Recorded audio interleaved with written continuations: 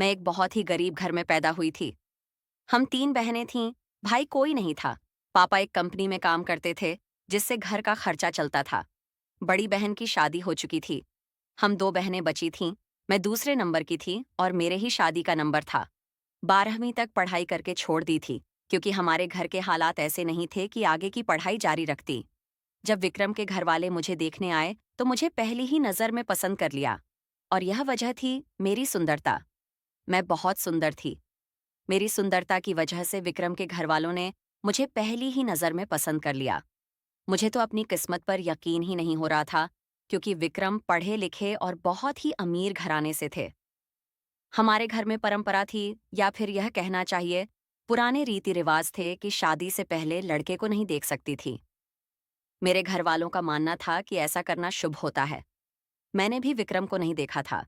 मैंने अपनी बड़ी बहन से पूछा था, दीदी बताओ ना, विक्रम देखने में कैसे लगते हैं? तो दीदी ने मुस्कुराते हुए कहा कि जल्दी ही शादी होने वाली है, तुम खुद ही देख लेना। दीदी की बातों से लगा था कि विक्रम भी मेरे ही जोड़ के होंगे, हैंडसम होंगे। लेकिन शादी के बाद मेरे सारे अरमानों पर पानी फिर गया। मैं सुहाग की स्टेज पर बैठी थी, अपने पति का इंतजार कर रही थी। दिल में हजारों सपने सजा, आने वाले कल के बारे में सोच रही थी। सुहाग की पहली रात को लेकर, चाहे लड़का हो या लड़की, हजारों सपने सजा के रखते हैं। मेरे भी कुछ सपने थे। सोचा था मेरा पति आएगा, मुझे प्यार मोहब्बत की बातें करेगा, मुझे मुंह दिखाई में गिफ्ट देगा। लेकिन मेरे सारे अरमानों पर पानी फिर गया। जब विक्रम कमरे में आए तो उन्होंने मेरा घूंघट उठाने की बजाय बहुत ही रूढ़ली कहा था, बेड पर जाकर कपड़े बदलकर सो जाओ। मैं हक्का बक्का सी रह गई थी। पहली रात की दुल्हन से यह बात करने का कौन सा तरीका था? ना मेरा घूंघट उठाया, ना मुझे मुंह दिखाई का गिफ्ट दिया।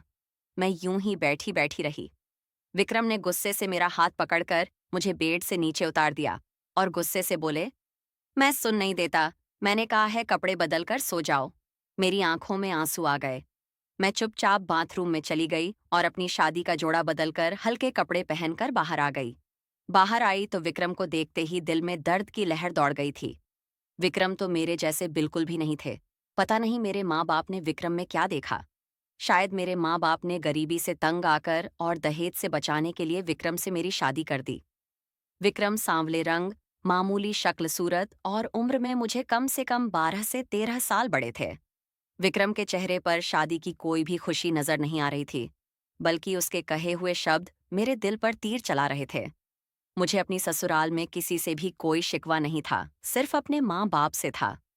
अगर वे मेरी मर्जी को अहमियत नहीं देना चाहते थे तो कोई बात नहीं, मगर जो रिश्ता उन्होंने अपनी मर्जी से किया था, कम से कम वो रिश्ता तो मेरे बराबर का देख लेते। विक्रम के अंदर कोई भी ऐसी बात नहीं थी कि जिसे देखकर मेरे दिल को थोड़ा बहुत सुकून पहुंचता। उसके तो बोलने के अंदाज में भी नफरत भरी हुई थी। विक्रम ने मुझे छुआ तो दूर, मुझे ढंग से बात भी नहीं की और करवट बदलकर सो गए। मैं भी अपने टूटे अरमानों को दिल में समेटकर कब सो गई, पता ही नहीं चला। सुबह जब दरवाजे पर किसी ने दस्तक दी तो मेरी आंख खुली। मैंने दरवाजा खोला तो मेरी सास सामने खड़ी थीं। बोली, रिया, आज मुंह दिखाई की रस्म है, जल्दी से तैयार हो जाओ। एक दो रस्म के बाद ही मुझे कमरे में बिठा दिया गया। हमारे दिल आपस में बिल्कुल भी नहीं मिलते थे। मैं फ्रेश होकर कमरे से बाहर आई तो मेरी सास मेरी मुंह दिखाई का जोड़ा लिए कमरे में बैठी हुई थी। मेरी सास देखने में बहुत ही भली औरत मालूम होती थीं, जैसे बहुत ही प्यार करने वाली हों। मैंने उनसे ड्रेस ली और तैयार हो गई।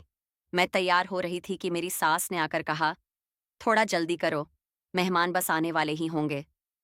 मुंह दिखाई की रस्म एक बड़े से मैरिज हॉल में की गई थी। बहुत ही अच्छा इंतजाम था। बहुत सारे लोग आए हुए थे, मगर इन चीज़ों का कोई फायदा ही नहीं, क्योंकि मेरा दिल कहीं भी नहीं लग रहा था। मैं भी सोफे पर बैठी हुई थी कि तभी मेरी नज़र एक हैंडसम से चेहरे पर पड़ी। उसके चेहरे को देखकर ऐसा महसूस होता था जैसे भगवान ने उसे अपने हाथों से बड़ी फुर्सत से बनाया हो। लेकिन उसके चेहरे पर मुझे बड़ी उदासी दिखाई दी। मैं बहुत देर तक उसके चेहरे को देखती रही। थोड़ी देर में सारे मेहमान आ चुके थे। अभी मुंह दिखाई की रस्म शुरू नहीं हुई थी कि मेरी सास मेरे पास आकर बैठ गईं और मुझे सबके बारे में बताने लगीं। क्योंकि शादी की रात तो हम देर से घर पहुंचे थे, तो इतना वक्त नहीं था कि मैं अपनी ससुराल में किसी से मुलाकात कर पाती।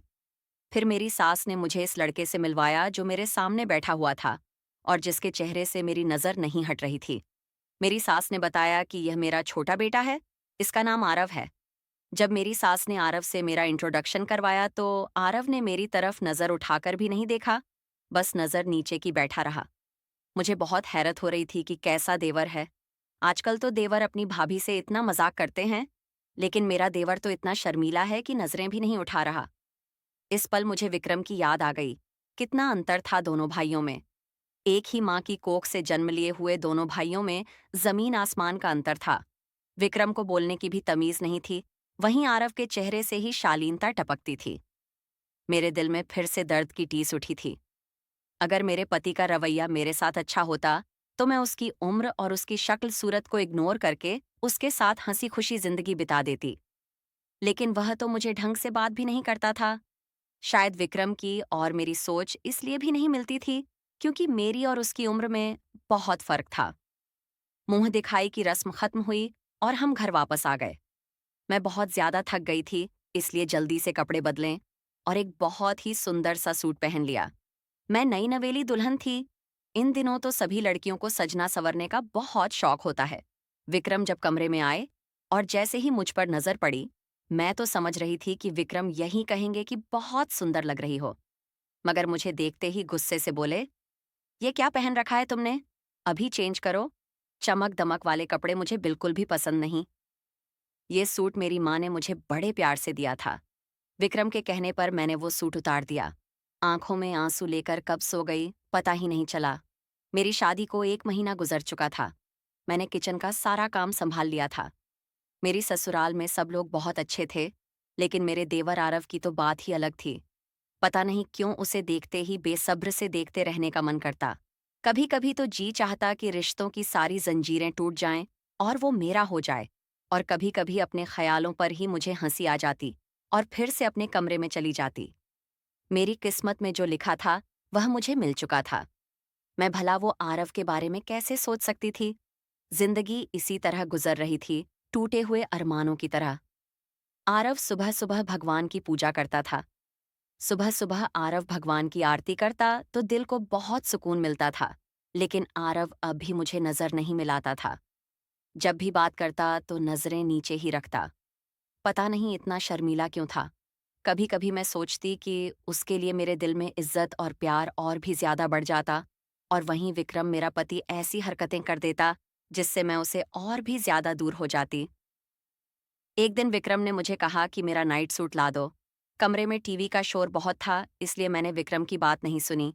उसने दूसरी बार मुझे कहा, तब भी मुझे सुनाई नहीं दिया। विक्रम ने मुझे फिर इतने गुस्से में बुलाया कि जो शोर कमरे में था वो भी कम लगने लगा। विक्रम की चीख सुनकर मेरी आंखों में आंसू आ गए।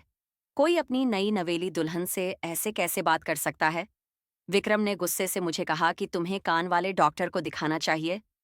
विक्रम छोटी सी बात को भी इतना बड़ा बना देते थे कि मैं चाहकर भी विक्रम के करीब नहीं रहना चाहती थी। मेरे दिल में धीरे धीरे आरव की मोहब्बत जगह ले रही थी। मुझे नहीं पता इस मोहब्बत का अंजाम क्या होगा। मुझे जब भी मौका मिलता मैं आरव को देखते रहती। कभी कभी मैं उसके कमरे में चली जाती। जब मैं पहली बार आरव के कमरे में गई थी तो मैं यह देखकर हैरान थी कि आरव के कमरे में छोटा सा मंदिर है, और जब भी मैं आरव के कमरे में जाती तो वो मुझे ज्यादातर मंदिर में भगवान जी के सामने हाथ जोड़े खड़ा मिलता था। पता नहीं भगवान से ऐसी कौन सी चीज मांगता था। उसके चेहरे को देखकर ऐसा लगता था जैसे वह कोई चीज बहुत ही दिल से मांग रहा हो, और शायद उसे विश्वास हो कि भगवान उसकी जरूर सुनेंगे। मैंने आरव को आज तक हंसते हुए नहीं देखा था। जब भी देखा, उदासी देखी। मुझे आरव के बारे में जानने का शौक था कि भला आरव इतना उदास क्यों रहता है। कभी कभी अपनी किस्मत पर बड़ा रोना आता कि जब मेरी शादी इसी घर में होनी थी तो फिर आरव से क्यों नहीं। मैं अपने दिल के बदलते जज्बातों से खुद हैरान थी, क्योंकि मेरा दिल आरव की तरफ खींचता जा रहा था कि मेरा पति विक्रम मुझे प्यार नहीं करता था। हर वक्त मुझे दूर रखता। शादी को 2 महीने हो चुके थे, लेकिन विक्रम ने मुझे प्यार करना तो दूर, मुझे सीधे मुंह बात भी नहीं की थी। कभी कभी दिल करता कि विक्रम को सामने बिठाकर पूछूं कि तुमने मुझे शादी ही क्यों की थी, जब मुझे पत्नी का हक नहीं दे सकते। लेकिन फिर मैं खामोश हो जाती, क्योंकि मुझे पता था विक्रम का यही जवाब होगा कि अगर तुम्हें मेरे साथ नहीं रहना तो चली जाओ, क्योंकि विक्रम को मुझ में बिल्कुल भी दिलचस्पी नहीं थी। एक दिन विक्रम ने मुझे चाय के लिए कहा। गलती से चीनी डालना भूल गई। जैसे ही विक्रम ने चाय का एक घूंट लिया तो गुस्से से चाय मेरी तरफ फेंक दी, और जैसे ही गरम गरम चाय मेरे पैरों पर आकर गिरी, मैं दर्द से तड़प उठी। विक्रम उठकर मेरे पास आए और मुझे छोटी सी पड़ते हुए गुस्से से बोले, तुम्हें चाय बनाना भी नहीं आता बेवकूफ औरत? तुम्हें अपने पति की सेवा करनी भी नहीं आती? मैं हंसते हुए विक्रम का मुंह देखने लगी। कितना जालिम इंसान है यह। मैं तो विक्रम को खुश करने की हर मुमकिन कोशिश करती थी, लेकिन विक्रम ने मेरी एक छोटी सी गलती पर पीछे के की कराए सब पर पानी फेर दिया था। मैं रोती हुई कमरे से बाहर निकल आई। तभी सामने ही मुझे आरव नजर आ गया। मेरी आंखों में आंसू देखकर वो शायद मुझे मेरे रोने की वजह पूछना चाहता था, लेकिन वो खामोश रहा। उसने मुझे कुछ नहीं पूछा, हालांकि मैं चाहती थी कि वह मुझे पूछे और मैं अपना सारा दुख दर्द उसके सामने खोल कर रखूं, लेकिन उसने कुछ नहीं बोला। मैं चुपचाप आंसू पोंछती हुई किचन में चली गई और अपने जले हुए पैर पर नारियल तेल लगा लिया। अगर मैं खाना बनाती, तब भी मुझे आरव की पसंद का ही ख्याल होता। उसकी पसंद का खाना बनाती। मुझे पता था कि मैं गलत कर रही हूं, लेकिन मैं क्या करती? सब कुछ मेरे बस में नहीं था। सब कुछ खुद ब खुद हो रहा था। विक्रम पूरा दिन काम के सिलसिले में बाहर होता, रात को घर आता, हर वक्त गुस्से में रहता, छोटी छोटी बातों पर चीखता चिल्लाता, कभी कभी तो मेरे ऊपर हाथ भी उठा देता। मैं कोशिश करती थी कि मैं इस रिश्ते को निभाऊं, मगर मेरी सारी कोशिशें नाकाम हो चुकी थीं। मैं दिल से रिश्ते को निभाना चाहती थी, क्योंकि मैं अपने घर जाकर यह नहीं कह सकती थी कि मुझे विक्रम के साथ नहीं रहना, क्योंकि अभी मेरी छोटी बहन भी मौजूद थी और मेरे माँ बाप को उसकी भी शादी करनी थी। हम गरीब लोग थे, मेरी शादी ही इतनी मुश्किल से हुई थी। फिर भला मैं कैसे कह देती कि मुझे विक्रम के साथ नहीं रहना? लेकिन विक्रम के बुरे बर्ताव ने मेरे दिल में दरार डाल दी थी, और फिर मैंने कोशिश करना ही बंद कर दिया। आरव पढ़ाई पूरी कर चुका था और सरकारी नौकरी के चक्कर में इधर उधर हाथ पैर मार रहा था। इसी चक्कर में आरव का ज्यादा समय घर पर ही गुजरता था। मैं बस सारे दिन आरव को नजर भर के देखती रहती, मौका पाकर उसके साथ बोलने की कोशिश भी करती। वो मेरी बातों का जवाब बस हाँ हूं में ही देता। उसकी बातों से लगता था कि जैसे वो मेरा बहुत सम्मान करता है। एक तरफ मेरा पति विक्रम था, जिसे बिल्कुल भी बात करने की तमीज नहीं थी। कभी कभी तो यह देखकर हैरत होती थी, क्या सच में ये दोनों सगे भाई हैं? दिन ब दिन मैं कमजोर होती जा रही थी। मेरा सफेद दूधिया रंग मुरझाने लगा था, लेकिन मेरे पति को तो मेरे बारे में कोई परवाह ही नहीं थी। लेकिन एक दिन मुझे बहुत हैरत हुई, जब आरव ने मुझे कहा कि आप अपना ख्याल रखा करें, कमजोर हो रही हैं। मैं हंसकर उसके चेहरे को देखने लगी। हर वक्त तो नजर नीची रखता है, लेकिन उसे फिर भी मेरे बारे में सब कुछ पता है। आरव की बात सुनकर मैं खुश हो गई थी। मुझे पता था कि मैं जो सोच रही हूं वह होना नामुमकिन है। मेरी शादी विक्रम के साथ हो चुकी है, और अब यह मुमकिन नहीं कि मैं आरव का साथ पा सकूं। इसीलिए मैं अपने दिल को अब समझाने लगी थी कि विक्रम ही मेरा नसीब है। उसे मैंने अंदर ही अंदर दफन कर दिया। मैंने सोचा, उसे रास्ते ही क्यों चलना जिसकी कोई मंजिल ना हो। अब मैं आरव को दोस्त के रूप में देखने लगी थी। मैं चाहती थी कि कम से कम आरव से बातें करके अपने दिल का दर्द कुछ तो कम कर सकूं। लेकिन आरव मुझे बहुत कम बात करता था, लेकिन जो भी एक दो बात करता, इससे मेरे दिल के जख्मों पर मरहम लग जाता था। एक दिन विक्रम के जुल्म से तंग आकर मैंने अपनी सास से पूछ लिया, मम्मी जी, क्या विक्रम इस शादी से खुश नहीं थे? मेरी बात सुनकर मेरी सास एकदम से हक्का बक्का रह गईं और हड़बड़ाकर बोली, नहीं, ऐसी तो कोई बात नहीं। उनके बात करने के अंदाज से लगा जैसे वह मुझे कुछ छुपा रही हैं। उन्होंने बात पलट दी और किसी दूसरे टॉपिक पर बात करने लगीं। लेकिन मैं समझ चुकी थी कि जरूर विक्रम शादी के लिए राजी नहीं थे, लेकिन इसके क्या वजह थी मुझे समझ में नहीं आई। फिर मैंने भी बात बदल दी और पूछा, मम्मी जी, आप आरव की शादी कब करेंगे? मैंने कहा, लेकिन मम्मी जी स्मार्ट लड़का है, फिर आप उसकी शादी क्यों नहीं करेंगे? मेरी बात सुनकर मेरी सास ने कहा, जरूरी नहीं है हर बात की वजह सबको बताई जाए। आरव नहीं चाहता शादी करना, इसलिए मैंने भी उसे पर दबाव नहीं डाला है। बस, इसके अलावा कोई और बात नहीं। मुझे बहुत हैरत हुई, आरव शादी क्यों नहीं करना चाहता था? उसके बाद मेरी सास ने कोई बात नहीं की और अपने कमरे में चली गई। मैं भी उठकर घर के कामों में बिजी हो गई। लेकिन एक बात पर मुझे बहुत हैरत होती थी, और वो ये थी कि जब भी मैं आरव के कमरे में जाती, तो आरव भगवान जी के सामने खड़े होकर हाथ जोड़कर पता नहीं माँ ही माँ में क्या मांग रहा होता था। उसके मांगने के अंदाज से ऐसा लगता था जैसे वह बहुत ही कीमती चीज अपने भगवान से मांग रहा हो। मुझे बहुत हैरत होती थी और मैं जानना चाहती थी कि आरव हर वक्त भगवान जी के सामने हाथ जोड़े क्यों खड़ा रहता है, क्योंकि आजकल के लड़कों को तो पूजा पाठ में इतनी दिलचस्पी नहीं होती। एक दिन मैंने सोचा कि छुपकर आरव पर नजर रखनी चाहिए। कहीं ऐसा तो नहीं कि आरव सिर्फ मुझे दिखाने के लिए इतनी पूजा पाठ करता है। फिर मैं चुपके से आरव पर नजर रखने लगी। लेकिन आरव तो सचमुच उतनी ही पूजा पाठ करता था जितनी पहले करता था। मुझे कुछ समझ नहीं आ रहा था। मेरी सास भी इतनी पूजा पाठ नहीं करती थीं जितनी आरव करता था। मैं अब वक्त बेवक्त आरव के कमरे में जाने लगी थी। आरव भी पहले से ज्यादा मुझे बातें करने लगा था, लेकिन नजरें हमेशा नीचे ही रखता। मुझे एहसास हो रहा था कि जैसे आरव भी मुझे अपना दोस्त मानने लगा है। उसकी आंखों में मैंने अब भी उदासी अच्छी थी। कभी कभी तो मैंने उसकी आंखें सूजी हुई भी अच्छी थीं। ऐसा लगता था जैसे वो रात भर सोया नहीं है और रोता रहा है। मैं चाहती थी कि आरव मुझे अपनी सारी बातें बताएं, अपना सारा दुख मेरे साथ शेयर करें। लेकिन आरव मेरे साथ बहुत कम बात करता था।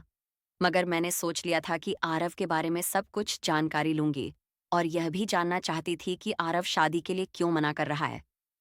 मैंने अपनी सास से कहा कि मम्मी जी, मुझे अपने माँ बाप की याद आ रही है, इसलिए मैं अपने माँ बाप के पास जा रही हूँ। बहुत दिनों से नहीं गई, उनकी याद आ रही है।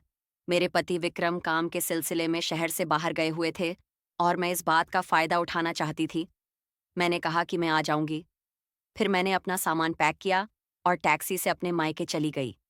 लेकिन मैं वहां पूरा दिन रुककर शाम को ही अपनी ससुराल वापस आ गई। उस वक्त तक घर का गेट खुला होता था, इसलिए मैं चुपके से अंदर आ गई। मुझे अंदर आते हुए किसी ने नहीं देखा था। मैं दबे पांव चलती हुई आरव के कमरे में चली गई और छुपकर बैठ गई। मैंने सोच लिया था कि अगर घर के अंदर आते हुए मुझे किसी ने देख लिया तो मैं कह दूंगी कि मायके मेरा मन नहीं लगा, इसलिए जल्दी आ गई। जब मैं आरव के कमरे में गई तो उस समय आरव कमरे में नहीं था। मैंने इस बात का फायदा उठाया और कमरे की तलाशी लेने लगी। तभी मुझे लगा कि कोई कमरे में आ रहा है। मैं फौरन छुप गई। आरव ने दरवाजा खोला और अंदर दाखिल हुआ।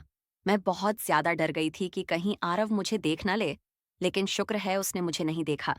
मैं उसके इंतजार में थी कि आरव कुछ ऐसा करे जिससे मुझे पता चल जाए कि आरव के मन में क्या है। मैं ये सोच रही थी कि आरव मंदिर की तरफ बढ़ गया और भगवान जी के सामने हाथ जोड़कर खड़ा हो गया। मैं आरव की एक एक हरकत पर नजर रखे हुए थी। तभी मुझे कुछ सुनाई दिया। आरव भगवान जी से कुछ मांग रहा था। आवाज बहुत ऊंची तो नहीं थी, मगर मुझे फिर भी सुनाई दे रही थी। आरव जो अपनी प्रार्थना में मांग रहा था, उसे सुनकर मेरे सिर पर आसमान गिर पड़ा। मुझे अपने नसीब पर रोना आ गया। मुझे ऐसा लग रहा था कि मैं अपना सिर दीवार पर दे मारूं। आरव अपनी प्रार्थना में जो मांग रहा था, मुझे उस पर यकीन ही नहीं आ रहा था। क्या सच में यह हकीकत है? आरव अपनी प्रार्थना में मांग रहा था कि वह जिस लड़की से प्यार करता था, वह आज किसी और की पत्नी है। जिससे शादी करना चाहता था, उसकी शादी किसी और से हो चुकी है। उसने भगवान से हाथ जोड़कर कहा था कि वह उस लड़की से शादी कर सकता था, लेकिन उस लड़की से उसने शादी नहीं की, क्योंकि वह उसकी जिंदगी बर्बाद नहीं करना चाहता था, इसलिए उस लड़की से शादी नहीं की। लेकिन भगवान, ये तूने कैसा खेल?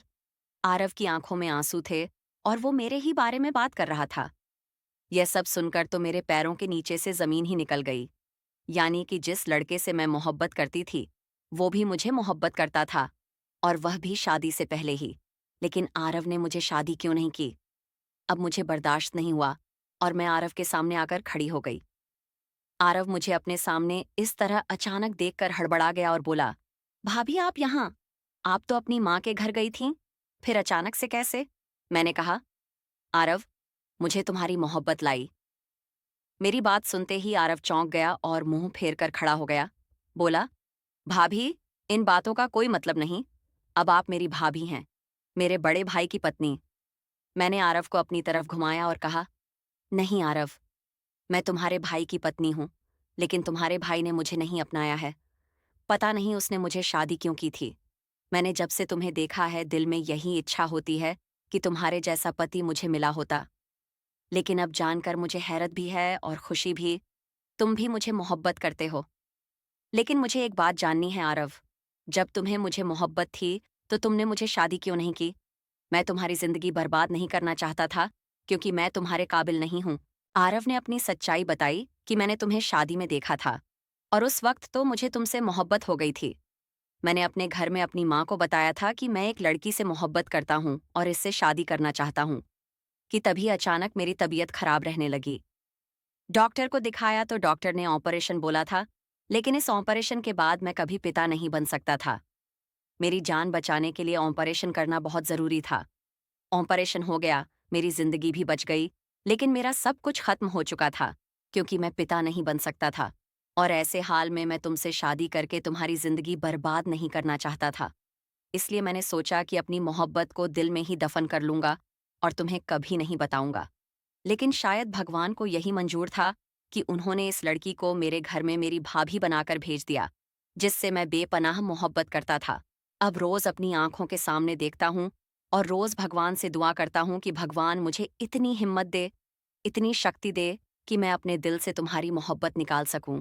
लेकिन तुम्हारी मोहब्बत मेरे दिल से निकलती ही नहीं। रोज भगवान से यही दुआ मांगता हूँ, लेकिन जब तुम्हें देखता हूँ तो मेरी मोहब्बत बढ़ती जाती है। मैं क्या करूँ? मैं अपने दिल के हाथों मजबूर हूँ। मुझे बस इतना पता है कि मैं तुमसे ही मोहब्बत करता हूँ। आरव के मुंह से इतना सुनना था कि मैं एकदम आरव से लिपट गई, लेकिन आरव ने मुझे झटका से दूर हटा दिया और कहा, नहीं रिया, ये गलत है। मैंने आरव से कहा, लेकिन तुम्हारा भाई मुझे मोहब्बत नहीं करता। पता नहीं क्यों वह मुझ पर जुल्म करता है, मुझे दूर दूर रखता है। आज विक्रम ने मुझे पत्नी होने का हक नहीं दिया। और फिर आरव ने विक्रम की सच्चाई भी बताई। उसने बताया कि विक्रम किसी लड़की से मोहब्बत करता था। वो लड़की भी विक्रम से मोहब्बत करती थी, लेकिन जब विक्रम ने शादी की बात की, लड़की का असली चेहरा सामने आ गया। वो एक लालची लड़की थी और विक्रम के रंग रूप की वजह से उसने विक्रम को ठुकरा दिया और किसी दूसरे लड़के से शादी कर ली। आरव ने यह भी बताया कि विक्रम ने उस लड़की से सच्ची मोहब्बत की थी और आज तक उस लड़की को दिल से नहीं निकाल पाया है। वो आज भी शायद उस लड़की से प्यार करता है। तो शायद यही वजह है कि आज तक विक्रम ने मुझे नहीं अपनाया है। मैंने फैसला कर लिया था कि मैं अब विक्रम के साथ नहीं रहूंगी। फिर आरव ने भी अपनी माँ को बता दिया कि रिया वही लड़की है जिसे मैं शादी करना चाहता था। सारी सच्चाई जान के बाद विक्रम ने मुझे खुद ही तलाक दे दी और मेरी सास भी राजी हो गई थी। इस तरह मेरी और आरव की शादी हो गई। आरव मैंने उसकी कमी के साथ अपनाया क्योंकि मुझे आरव से मोहब्बत थी और आरव भी मुझे दिलोजान से मोहब्बत करता है। आज हमारी जिंदगी में खुशियां ही खुशियां हैं। तो दोस्तों, इस कहानी को सुनकर आपको क्या लगता है? रिया का और आरव का फैसला सही था? अपनी राय कमेंट बॉक्स में जरूर देना। कहानी पसंद आई हो तो प्लीज लाइक करना। ऐसे ही और कहानियां के लिए हमारे चैनल को सब्सक्राइब करना।